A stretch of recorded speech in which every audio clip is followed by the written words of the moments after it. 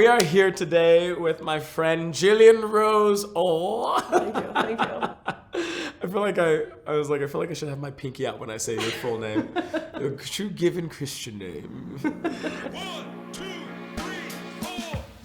Being gay, being out, being queer is such a cool thing. And yes, there are tough aspects of it, but you have a community. There's so many heart-wrenching, heartbreaking stories, and those are so valid. But also there's a lot of stories of joy. Welcome to today's episode of the podcast where we're talking about joy and queer things.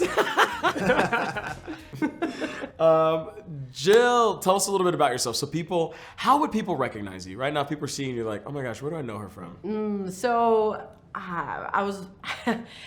I'm the BYU graduate that at my graduation, I put a rainbow flag on the inside of my robe, went and showed the university and the students that were there, made a little bit of a dramatic scene, and got a lot of attention for it. So Do you like sew really well? I don't. I actually can't sew at all. So I don't know, because that looks smooth. I know, it was really good. I remember seeing it, and I remember being like, those edges look really nice. The detail. But No, that was my sister. My sister did it for me. It was Oh, like yeah? the night before, I was like, can you do this for me? She's like, oh, sure. So yeah, she did it for me. Oh, that's cool. I didn't know your sister was involved, like kind of just like helped out. She was like, you do this. Yeah. Oh, Yeah, I it was love cool. that little family. A lot of support from my siblings. Okay, cool. Where are you from? So I'm from Farmington originally. Okay, so like a little up north from Provo. Yeah, no one knows Farmington, but everyone knows Lagoon. So I'm by Lagoon, the You're amusement from park. Lagoon? Yeah, I grew up underneath the white roller coaster. That was you. The campground. You're the girl that's like catching all the sunglasses that fall off the ride and like storing them. Yes. You're like, Selling them on the streets after. you have a whole shrine of sunglasses. Oh my gosh, that's so random.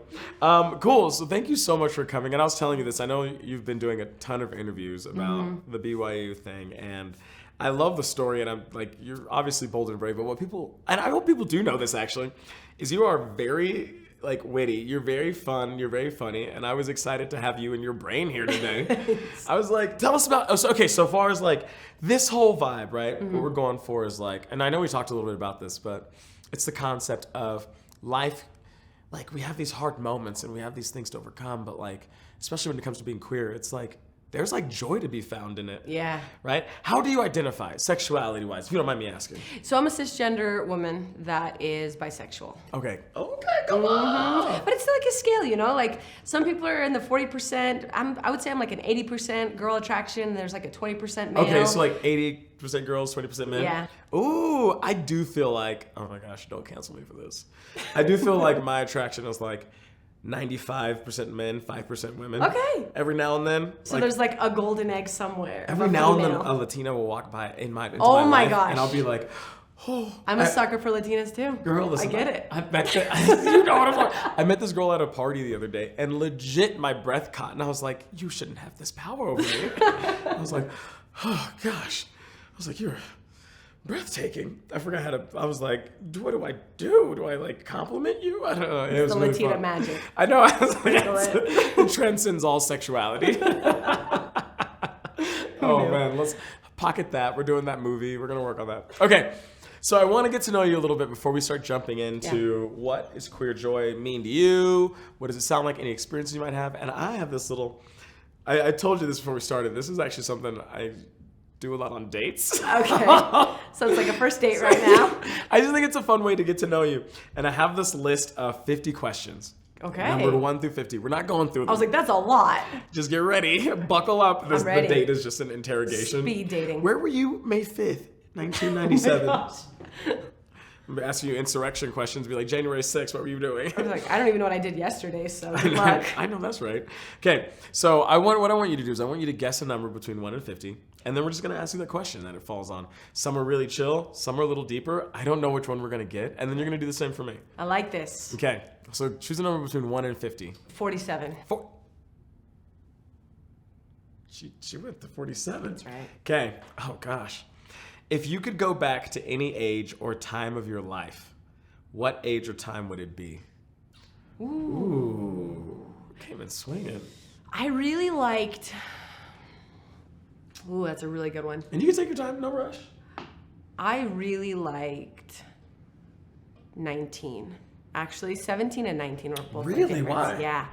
because I had a driver's license, I had a car, I had a really good paying job. I was living with my parents, so I didn't have to cash it out. And so my friends and I were like trying all these new experiments. We were like going on trips and we were trying different foods, and it was like I had some more of the adult experiences of like traveling and trying foods and buying things and having money, but also I was like living at home and like I didn't have all the adult responsibilities I have now. Oh, that is nice. Listen, it was good. Being an adult, I tell people like, I remember being in college for the first time from high school and just like wanting ice cream and being like, I'm just gonna eat ice cream. And I was like, this is what it must be to be an adult. Am I allowed? Do I have to ask anybody? And then I realized the money I spent on ice cream, I'm going to be a little short on rent. And I was like, this is what it's like being an adult. That's when it hit. I was like, oh no. The backside of it. Oh, that's a good question. Okay, here.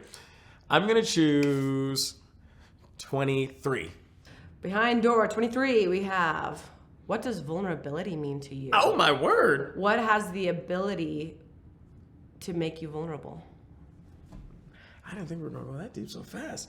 Vulnerability. I am a Brene Brown stan, so I should be ready to answer this. Okay. So, oh man, I'm going to let y'all in on a little Stacey secret. Vulnerability is opening yourself up to risk. Is kind of how I define it. Okay. And I think we kind of think of it as like you share things that are like, it's hard to share. And then you get closer to people from that connection and being like opening that part of yourself up. But for me, I can be really open and transparent, but I'm not really vulnerable. Like I'm like, oh look, I can talk about every aspect of my life, but I don't open up to the risk. Like I don't let myself open up to a point where it could hurt me or not. You know what I mean? Yeah, I do. Like if someone comes and they're like, you're gay, and I'd be like, duh, I've done 18 podcasts about it, like whatever. Like not a problem. Or they're like, you're black. I'm like, I own mirrors, like I don't know. But if like to share parts of myself that could be hurt is scary. And that's how I think that's like, and leaning into that, I think is like how one feels and expresses love.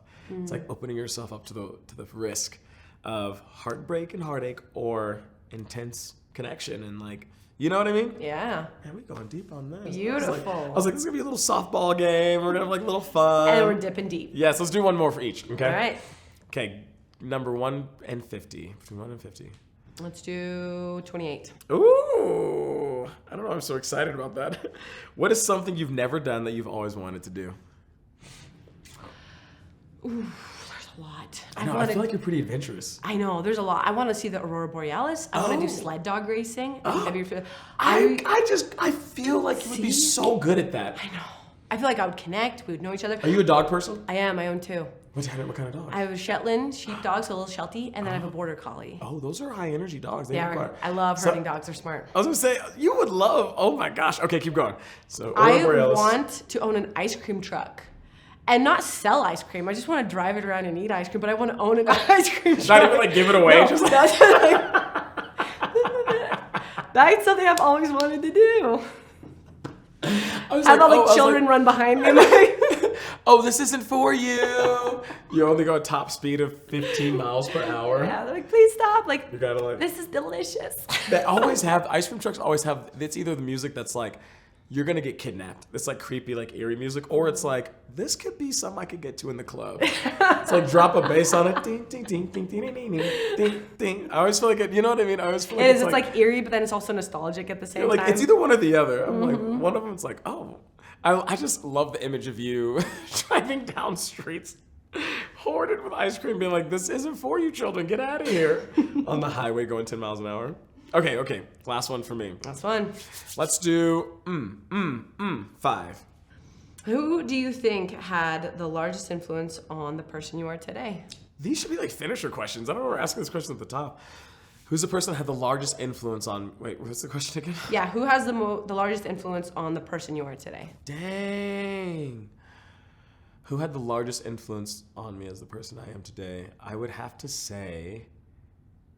Oh, yeah. I was going to say Jesus. But I think it's my dad. Really? Yeah, for sure, my dad. I think I see a lot of myself in my dad. Like a lot of like my traits out of my siblings. I think I got a lot from my dad. I respect him so much. So my parents divorced when I was 10, and my mom, staunch LDS, my dad was going to a Baptist church. Actually got a scholarship to BYU from a Baptist church. Whoa. Yeah, fun little time, Crazy. right? And my dad was just like always very involved, just like a good guy. And he like drinks and he doesn't like do, like he's not LDS. It doesn't do the LDS thing. But if I could be half the person he was, I feel like I would be accomplished. And so I feel like he was really good for me is when it came to like religion. He was like, there is good everywhere. And his whole thing is like, wherever you are, just embrace the good and be good. And so I think that mentality has like stuck with me a lot as I've been like navigating what my faith means to me, or like what it means to me to be a member of my community, you know, a community that feels like can like really not like me sometimes. Sure. You know what I'm saying? Sure. So man, we got deep. Yeah, we did. I think we're good. That was like we all did all the juicy stuff. I don't know.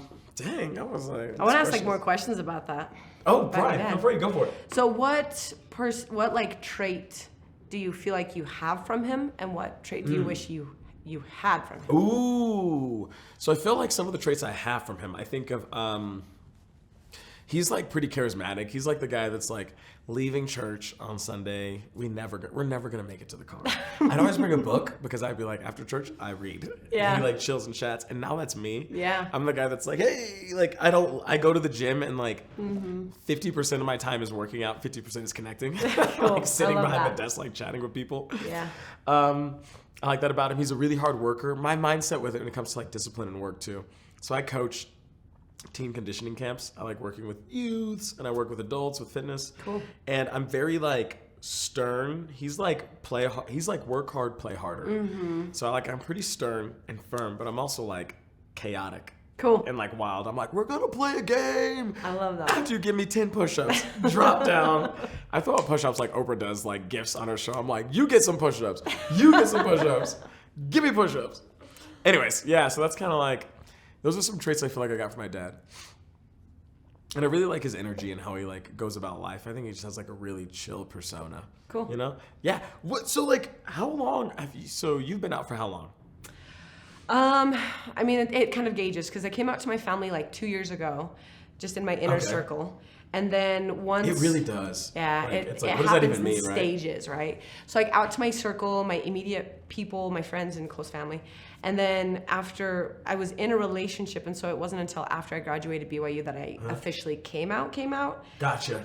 Because that's right. Right, because I was just trying to protect, like if I came out, then everyone's like, wait, are you in a relationship? Then it gets sticky. It gets messy. And so I was just like, let's just wait until I'm done. So after my graduation, that's when I came out in like January. I just posted a video, and the reason was I just wanted to live authentically and transparently. And there's so many people, like I loved my mission. I served in Oregon. You served in Oregon? I did. I was just in Oregon. What part? So I was in the Eugene mission, but I was everywhere. I was in Newport and Klamath I was Falls. just in Medford. I love Medford, yeah. That is a quaint little place. Yeah. I was like, lovely. Okay. And, yeah, so it was all over, but like there's so many people that I didn't want to have that conversation over and over and over because it's exhausting, right? It really is. I know that you come out the rest of your life. Like when you go to a hotel and they're like, oh, is this your sister? Is this your friend? Like, this is my girlfriend, right? Like you come out. Buckle up, hostess. Over and or over. whatever the person at the concierge. Yes. Buckle up, concierge. This is my girlfriend. So I came out to my family, and then I came out after I graduated to everyone. And Okay. then, so a lot of people actually think at my graduation that was me coming out, but it wasn't. It was just to, show the people at BYU that they're seen and that we need to be seen. So, And so you talked about like living authentically, right? Like you Yeah. came out to live authentically. Was it was it hard to not be authentic? Like what was that like before coming out? Because you're like coming out is the process of becoming more authentic. Before that, was it like, was it hard? Yeah. He was like, why? What was hard about it? Tell me about it. I think what was hard is that I felt that I wasn't fully being me, and people didn't know fully me. And it's hard because I wanted them to. And I wanted to just be like, look, 70% of Jill, but there's this 30% of my life that you have no idea exists that brings me so much happiness. Oh. And I want people to, I want them to see the joys of my life and the joy of who I am. And that part, I just felt like I couldn't share it and I couldn't live it quite yet. Girl, I feel it. I feel it. I'm like, I've always had this big platform on authenticity. I used to teach like Stakes Institute, and then like I was a ward instructor. I was just like Elvis Corps instructor. I was just like, I love teaching callings, and I was always like, authenticity, y'all, Yeah. authenticity. And then there was a point when I was like, my behind is in the closet. Like, you know what I mean? I'm like, I'm not even like, I'm like, show me who you are. Someone talks about like having like a porn addiction, and I was like, yes. And someone talked about like a situation of abuse, and I'm like, yes, Yeah. like, be authentic, share the Live things. it, be real. And then in the meantime, I'm like teeing in my little like closet. So that was, for me, I was a moment where I was like, bro, you gotta do your thing. Okay, so let's talk about that. I was like, you've come out. Has it been different at all? Do you feel like it's changed since you've come out? Yeah. Tell me about it. I feel, and I noticed this with my brother. So my older brother is gay, and he came out years ago. Let's go. Yeah, it was crazy. And he was very much a maverick for our family of like how to navigate it and how, you know, and it was very different how we reacted to him versus how people reacted to me, because obviously he was the maverick of it and we knew how to respond better. Like I remember grieving when he came out and we were like, this is so sad.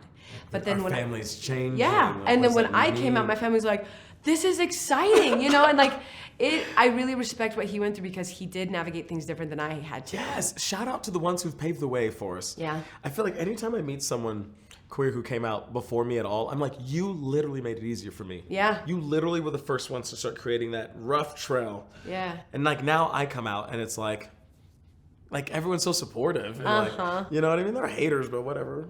It We always is. have haters. And it was cool though because what I noticed is when he came out, we actually started to know who he was, and we had such a stronger relationship. I can say that like before then, we really didn't have much of a relationship. Interesting. And then when he came out and was like, this is who I am, he was more authentic with us, and we were able to love him more because we actually started to know who he was. You could like see him. Yeah. I get and that. it really strengthened our relationship, like him and all of our siblings. And so it was Jill. cool. And so when I did the same thing, it was like, it was a similar pattern of like, look, this is who I am, and like, this is what I am, and I've decided I'm gonna live it, and I'm just moving forward, and that's what it is, and this is normal. Interesting. I think there's something really cool there about that like concept of like who we are is not like defined in a box, that it like overlaps and interlocks, and when you cut off a part of yourself, you by virtue cut off other parts of yourself. Yeah. Like people can't they can't get to know you. They can't get that vulnerability because Yeah. they're not getting you.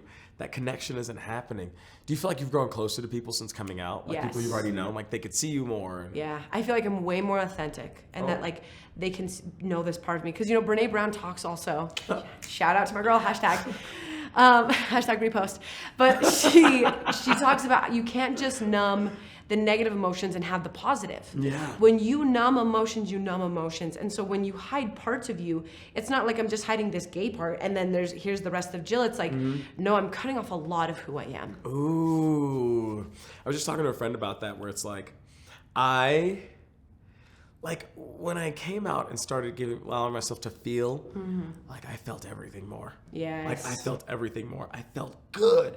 I felt empowered. I felt sadder. Like the Yeah. rejection I felt from a date that didn't go well once I'd come out was so different than like before. Before I was like, well, no big deal. And now I was like crushed. I was getting like heartbreak and love songs I didn't really understand, and now I'm like, John Legend gets Yeah, it. you feel deep. It's like you feel everything more. But you also feel more compassion. Yes. Like compassion for other people, more empathy for like, oh my gosh, I know what it feels like to feel isolated or hidden, or like when you face your demons, it becomes a beautiful part of you that you can see the beautiful parts of other people. Okay. I'm trying to double into scripture, but I'm a huge fan of the concept of like taking weak things and making them strong. And I think sometimes all it takes is like shining a light on it and some attention. Yeah. It's like, you got to acknowledge it. This is not a strength. And then like you can dive in, and it allows you to become this heartbreak turns into compassion. Yeah. Okay, girl. All right. We're talking some alchemy now. Transforming these things. Tell me about, so like one of the focuses for this, and I love this and I'll talk about it all the time, is the concept of queer joy. I have not defined that term. I don't really know what it's supposed to mean. And so I want to know from you, when you hear the term queer joy, what does that mean to you? That like excites me when you say that. That's so interesting. Like, you're like queer joy. I'm like, yes, I know what that feels like. Ooh, tell me about it. I don't even know if I can put words to it of what I feel, but I would say that queer joy is like embracing your truth and happiness. It's like embracing you. And so it's like doing something because you love it and not caring what other people think. Interesting. Because like there's little things that I've noticed that I embrace more. So like growing up, I was this like little tomboy, and like I played baseball, and I wanted to do Boy Scouts and all these things, which is fine. Like girls can do that too, even straight, heterosexual, like that's fine.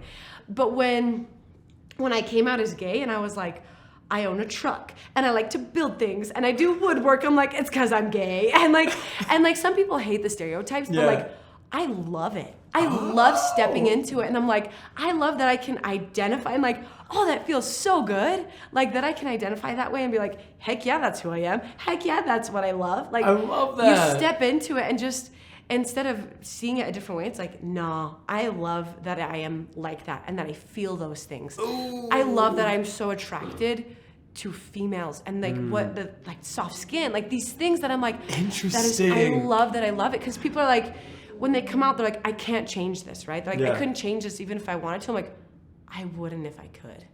I don't want to. Yeah. I don't want to change it. I totally feel like that now. I feel like growing up, a huge portion of my life was praying for God to fix me. And now I'm like, everyone should get a chance to be gay.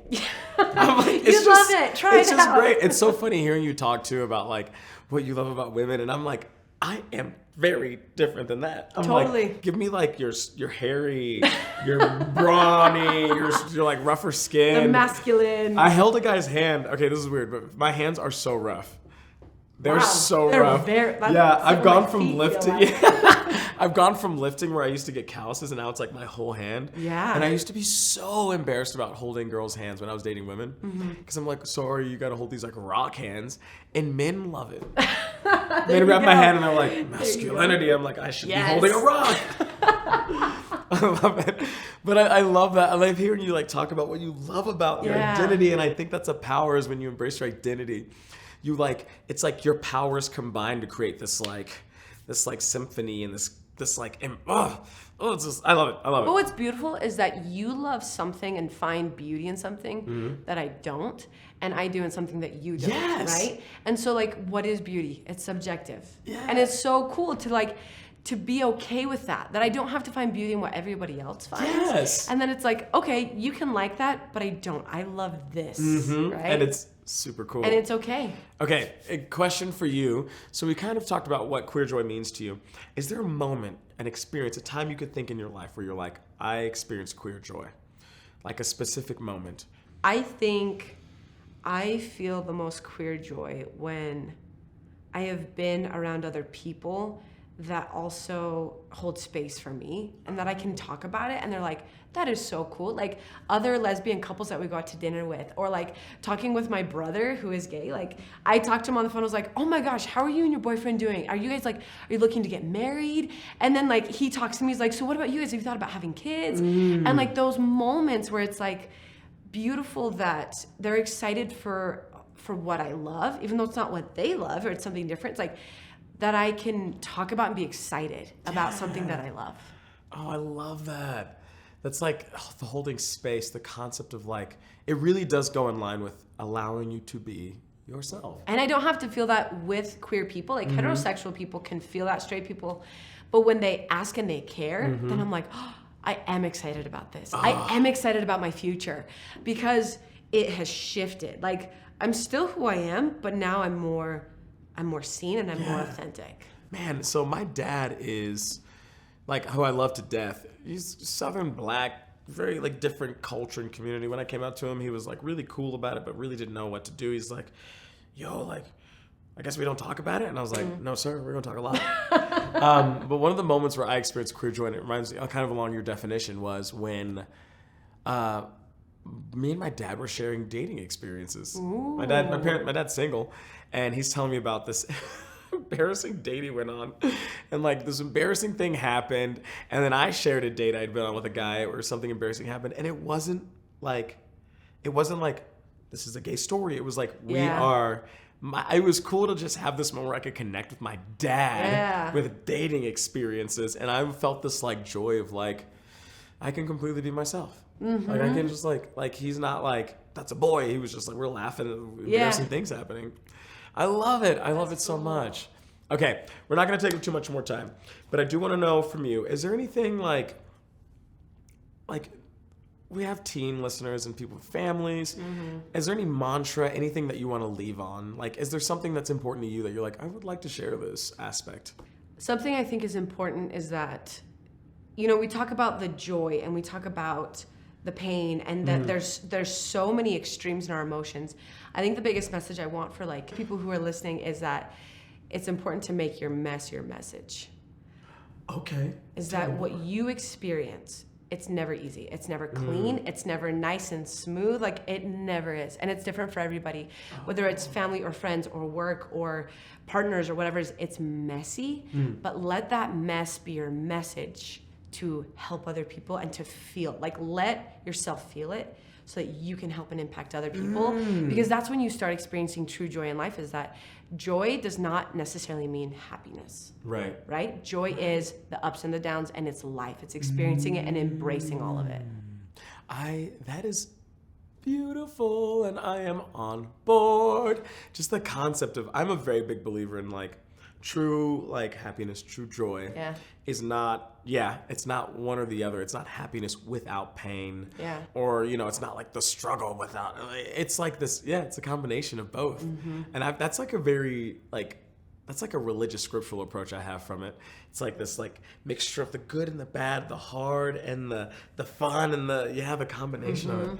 Jill, like, thank you so much for taking your time. I know that you have been running around, you're exhausted, and then you still took the time to come and kick it with us, and I love that. Where can people find more about you? If people want to know where Jill is, where can we follow Jill? I do have an Instagram and a TikTok. Your TikTok is so fun, by the way. It's crazy. Your story about your truck getting stolen, I was on the edge of my seat. Yeah, I was legit. Life is just crazy, you know? It is. And that's the thing is, AJR, 100 bad days is 100 good stories, and 100 good stories makes me interesting at parties. Okay. So I love that song. So I'm like, that is life. My truck gets stolen. I'm gonna find it. It's gonna be a cool story. It's gonna be a cool. It was like you're a good storyteller too. It's Thank very you. clear. Okay, so you do. You're on TikTok. You're on Instagram. This is just Jillian Orr. Yep. I think it's Jillian Oreo, like cookie. I love myself some Oreos. Jill, thanks for coming. Absolutely. Thank you for having me. Catch y'all later.